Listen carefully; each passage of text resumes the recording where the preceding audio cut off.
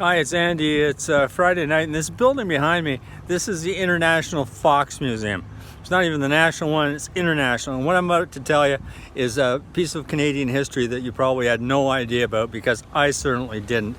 While the Klondike Gold Rush was going on in the late 19th century, early 1900s, there was a fox rush, a fox pelt rush here in Prince Edward Island. The fox industry had been, trapping had been going on for quite a while, since the late 1600s.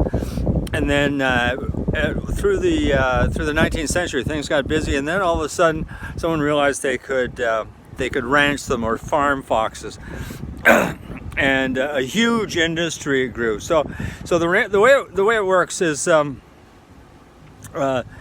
foxes are monogamous, and females call it a vixen, the males call it a dog. They travel in skulks, or leashes is what you call them. They're not a pack.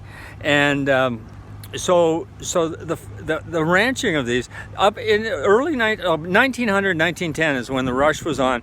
There were 6 families that controlled the entire trade, a monopoly on everything that was being sold to Europe.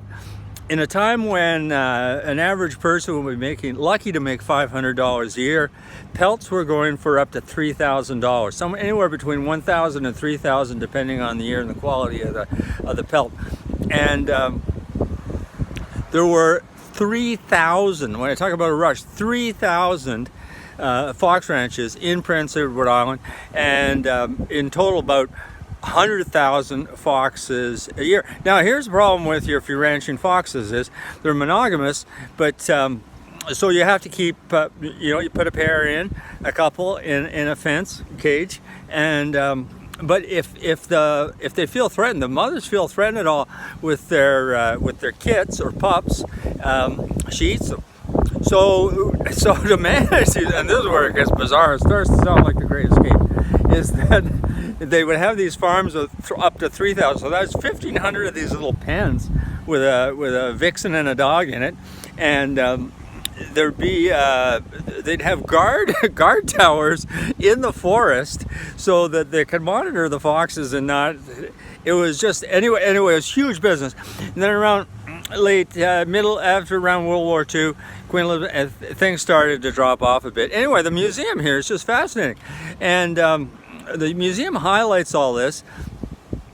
They had a drought for a while. I mean, things were bad, but then Saturday Night Live, Fox's, the Festrunk brothers, Yortek and George, things came back to life because Foxy became an expression that was in use quite a bit in social and in the cultural scene. So they had exhibits with with Yortek and George, and so they had like Linda Carter and Farrah Fawcett and that type of foxes that were in the exhibit, and then when that went in, now the next exhibit coming in is a silver fox exhibit. So it's focused around the cinema, Cary Grant,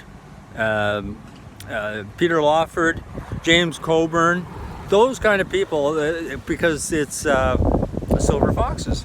And the bombshell part, and this is the part I find particularly funny, is that they call it a bombshell exhibit too, because in conjunction with the silver foxes, they got another exhibit tandem with Sophie Loren, Claudia Cardinal, Catherine Deneuve.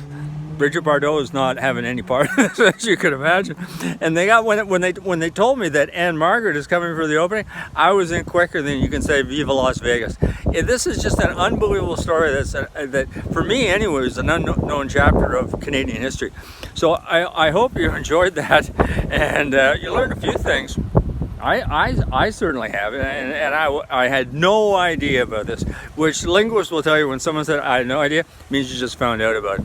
Hey, anyway, I hope you're having a good day. This was just a fascinating experience for me.